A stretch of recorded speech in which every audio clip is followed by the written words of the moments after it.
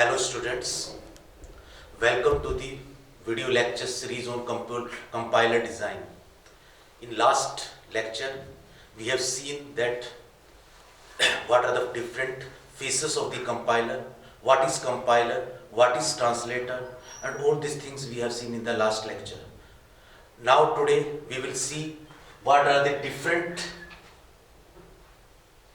cousins of compiler. Cousins of compiler means the supportive software or supportive platform which are helping compiler to compile the code successfully. So first of all we will see the preprocessor. Preprocessor means the process the source code before compilation. That means ये क्या करता है कि ये source code को compile होने से पहले उसको process करता है, यानी जो हम कोड हम लिखेंगे, जो भी हमारा प्रोग्राम होगा, उस प्रोग्राम को कंपाइल करने से पहले एक प्री प्रोसेसर होगा जो उस कोड को प्रोसेस करेगा। वो क्या प्रोसेस करता है? वो मैक्रो एक्सपेंशन करता है। जो मैक्रोस होते हैं जैसे कि हैज डिफाइन और हैज इफ, हैज एल्स, जो हम हेडर फाइल्स का भी इस्तेमाल करते हैं, जहां पे हम हैज डिफाइन का इस्तेमाल करते हैं, या हैज डिफाइन होता है, या हैश इंक्लूड होता है, या हैश इफ एल्स होता है। इस तरह के बहुत सारे मैक्रोस हैं जिनको हम एक्सपेंड करते हैं during the pre processor processing. उसके बाद हम फाइल को भी इसमें इंक्लूड करते हैं जैसे हैश इंक्लूड में, और कंडीशनल कंपाइलेशन भी होता है इसमें। कंडीशनल कंपाइलेशन में हम जो कंडीशंस हैं, कई बार हमें कंडीशन ये होती है कि हम प्लेटफॉर्म इंडिपेंडेंट कोड लिख रहे हैं, तो हम क्या करते हैं कि हम हैज इफ एल्स का इस्तेमाल करते हैं, और जिससे कि वो पर्टिकुलर कोड पर्टिकुलर प्लेटफॉर्म के लिए एग्जीक्यूट होगा, और अगर प्लेटफॉर्म चेंज हो जाता है तो वो कोड एग्जीक्यूट नहीं होगा। तो इस तरीके से हम कंडीशनल कंपाइलेशन भी हम उसमें इंप्लीमेंट करते हैं। एग्जांपल है C programming language hash include and hash defined directives are handled by the preprocessor. तो इस तरीके के जो हैश इंक्लूड और हैश डिफाइन वाले जो हमारे स्टेटमेंट हैं, उनको जो है प्री प्रोसेसर जो है उनको प्रोसेस करता है और उनको रिप्लेस कर देता है कोड में। जहां भी कोड होगा वहां पर ये जो कोड होगा इस हैश डिफाइन हैश इंक्लूड का, इसको इंक्लूड कर लेगा आपके प्रोग्राम में। सेकंड है हमारा जो कजिन्स ऑफ कंपाइलर है, जो हेल्पिंग टूल है कंपाइलर के लिए, वो है असेंबलर। असेंबलर में क्या होता है? Convert assembly language into machine code. ये असेंबलर जो है असेंबली लैंग्वेज को मशीन कोड में कन्वर्ट करता है। कई बार जो हमारा जो कोड जो जनरेट होता है वो कोड हमारा असेंबली लैंग्वेज में होता है। असेंबली लैंग्वेज एक तरीके से हम ये भी कह सकते हैं कि दैट इज इंटरमीडिएट कोड। तो हम उस असेंबली लैंग्वेज कोड को हम मशीन कोड में कन्वर्ट करता है assembler. Works on one level below the compiler, यानी कंपाइलर से पहले हमारे पास जो है ये वर्क करता है। कंपाइलर जो है मेनली मशीन कोड जनरेट करता है डायरेक्टली, और असेंबलर जो है असेंबली लैंग्वेज को कन्वर्ट करता है मशीन कोड में। एग्जांपल है assembly programs are converted into object code by an assembler like JNU assembler. तो हमारे जो असेंबल कोड है जो हमारा, उस असेंबली प्रोग्राम्स को ये मशीन कोड में कन्वर्ट कर देता है। That is another The cousins of compiler is linker. Linker क्या करता है? Linker combines multiple object file into single executable file.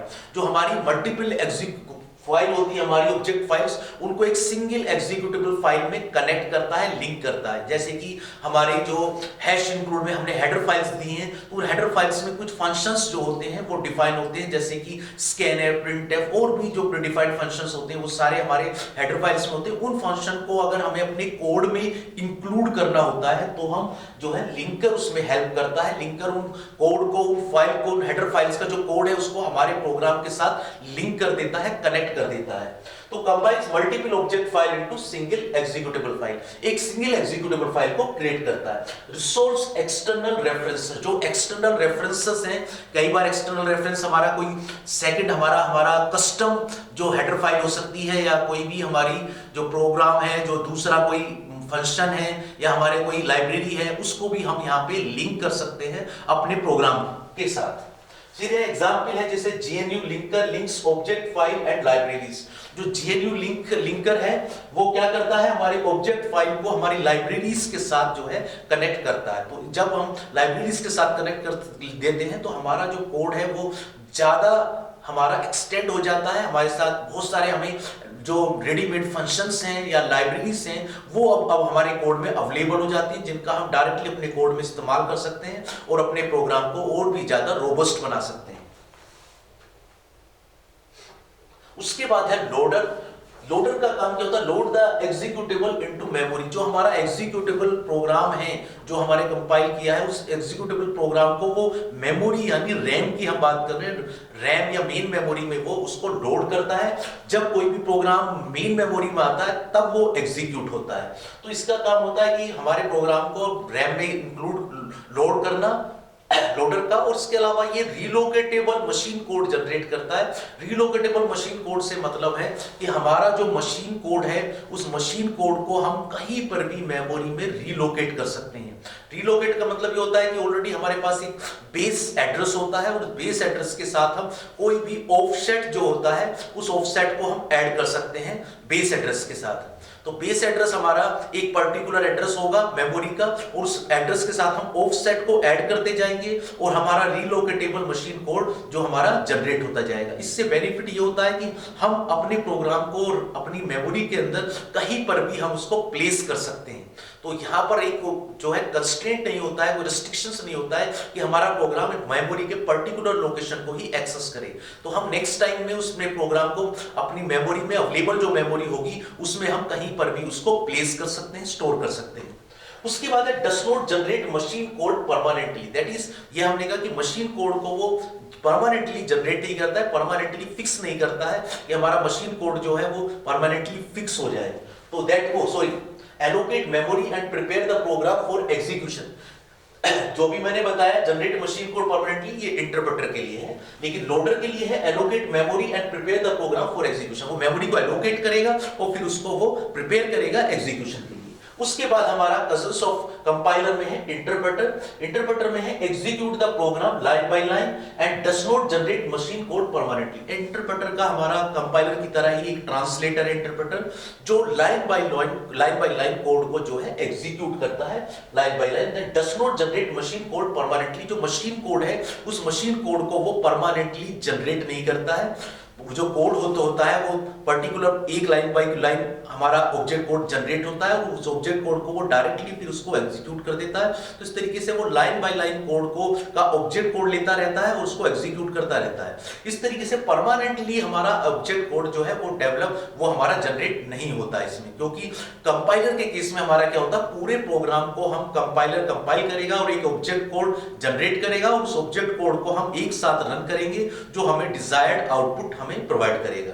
तो इस केस में इंटरप्रेटर के केस में जो है ऐसा नहीं होता है। इंटरप्रेटर जो होते हैं जो कंपेयर टू कंपाइलर स्लो होते हैं क्योंकि वो लाइन बाय लाइन कोड को एग्जीक्यूट कर रहे हैं, और कंपाइलर जो है कंपाइलिंग के वक्त जो है ज्यादा वक्त समय लेता है, ज्यादा टाइम लेता है, जबकि इंटरप्रेटर जो होते हैं शुरू में एग्जीक्यूशन के लिए लाइन बाय लाइन एक लाइन को एग्जीक्यूट करने के लिए कम टाइम लेते हैं। तो इसमें क्या होता है फ्लेक्सिबिलिटी होती है, हम आसानी से डीबग कर सकते हैं और एरर फाइंड कर सकते हैं इंटरप्रेटर में, जबकि कंपाइलर में हमें पूरा प्रोग्राम एक साथ कंपाइल होगा और ऑब्जेक्ट कोड जनरेट होगा और जब वो रन होगा तब हम उसको उसके एरर्स को फाइंड कर सकते हैं, या कुछ एरर्स होंगे जो कंपाइलर के दौरान कंपाइलिंग के वक्त एरर प्रोड्यूस होंगे, जैसे लेक्सिकल एरर है या सिंटैक्स एरर है, वो हम उसी वक्त वो कंपाइलर उन एरर्स को जनरेट करेगा और यूजर को प्रॉम्प्ट करेगा, उसे बताएगा कि ये पर्टिकुलर एरर्स हैं और ये पर्टिकुलर एरर्स जो हैं एक पर्टिकुलर लाइन पर जो है हमें वहां मौजूद मिलेंगे।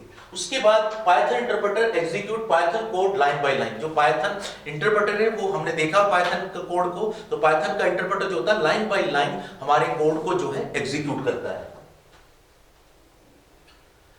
उसके बाद हम सेकंड टॉपिक है हमारा पासेस इन कंपाइलर। पास हमारा क्या होता है कि ये कंपाइलर को जब कंपाइलर प्रोसेस करता है तो वो सिंगल पास में एक बार स्कैन करता है, वो सारे फेसेस जो होते हैं कंपाइलर के वन बाय वन वो उन सारे फेसेस को प्रोसेस करता है, एग्जीक्यूट करता है और उसके बाद वो फाइनल हमारा ऑब्जेक्ट कोड जनरेट करता है। लेकिन इस चीज में इसमें कुछ हमारे फॉरवर्ड रेफरेंसेस होते हैं, हम देखेंगे वो क्या क्या चीजें हैं कि एक बार कंपाइलर में हम जब सिंगल पास में हम कंपाइल करेंगे तो क्या प्रॉब्लम आती है। First of all we will see the definition of the pass. A pass in a compiler refer to one complete traversal of source program और इंटरमीडिएट कोड ड्यूरिंग कंपाइलेशन। एक single traversal movement scanning जो हम पूरे program को करते हैं, that is called a pass. In simple word, each time the compiler process the entire program once, it is called one pass. जब वो एक बार में एक कंपाइलर जो है पूरे प्रोग्राम को स्कैन करेगा या पास करेगा, that is called the pass. Why are pass needed? Pass की हमें क्यों जरूरत पड़ती है?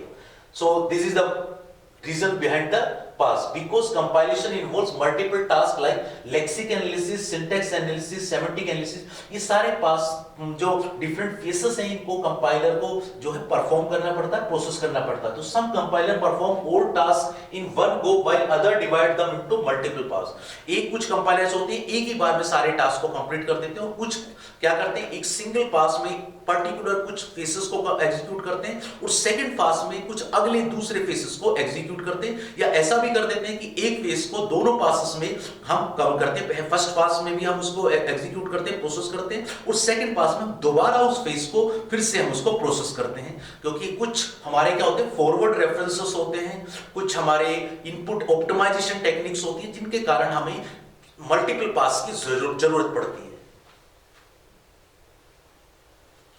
So, type of compiler based on passes. Single pass compiler, compiler that process the source code only once. Single pass जो है एक ही बार में सारे फेसेस को प्रोसेस करता है, so that is called single pass compiler. Characteristics क्या क्या है single pass compiler की? Faster compilation, less memory usage, limited error checking, hard to implement for complex languages. इसमें ये फास्टर तो होता है लेकिन मेमोरी यूसेज भी इसका कम होता है, और लिमिटेड एरर चेकिंग जो होती है वो लिमिटेड होती है इस केस में. और इसकी दूसरा ड्रॉबैक है hard to implement for complex language. जो कॉम्प्लेक्स लैंग्वेजेस हैं उसमें हमें इंप्लीमेंट करने में प्रॉब्लम आती है. एग्जांपल है early version of C programming language compiler were design for a single pass. जो सी अर्ली हमने सी कंपाइलर जो क्रिएट करे थे वो सिंगल पास कंपाइलर थे.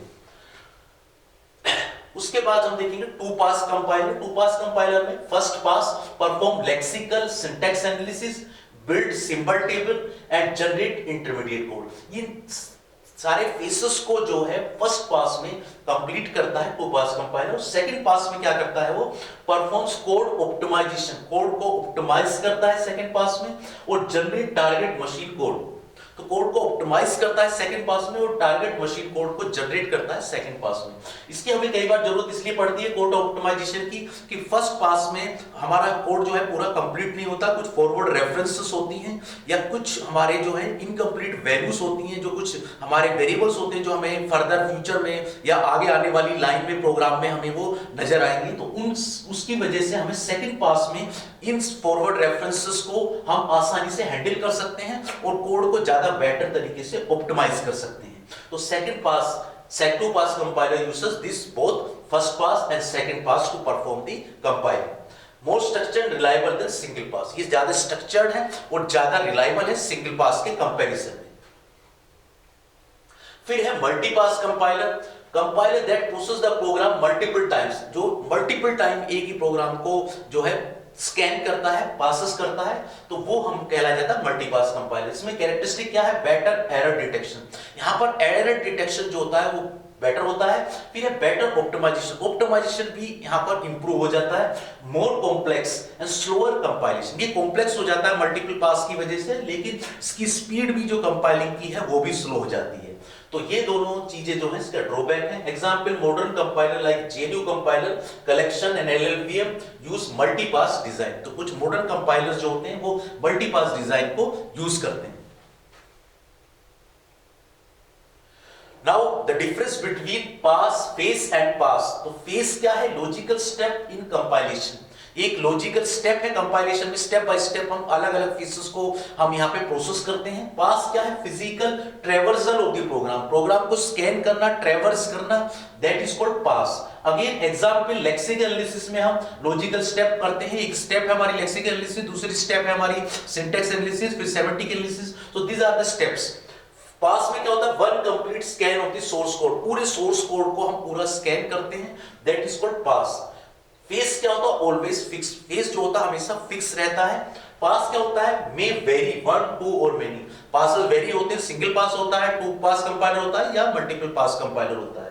Multiple faces can done in a single phase. तो हम मल्टीपल फेसेस कर सकते हैं सिंगल पास में. सिंगल पास में मल्टीपल फेसेस हम एग्जीक्यूट करा सकते हैं. तो example to understand pass, if compiler reads source program once, अगर कंपाइलर सोर्स प्रोग्राम को एक बार रीड करता है, देन जनरेट इंटरमीडिएट कोड, वो इंटरमीडिएट कोड जनरेट करेगा, then read intermediate code again, वो इंटरमीडिएट कोड को दोबारा से फिर रीड करता है सेकंड पास में एंड जनरेट मशीन कोड, वो फिर मशीन कोड करता है। तो दो पास में कंपाइलर वर्क कर रहा है, पहले केस में सोर्स प्रोग्राम को रीड कर रहा है, इंटरमीडिएट कोड जनरेट कर रहा है, और सेकंड टाइम में फिर से इंटरमीडिएट कोड को जो है वो रीड कर रहा है and generate machine code. So that means it is a two pass compiler. तो ये एक तरीके का टू पास कंपाइलर है। तो like this the passes compiler work.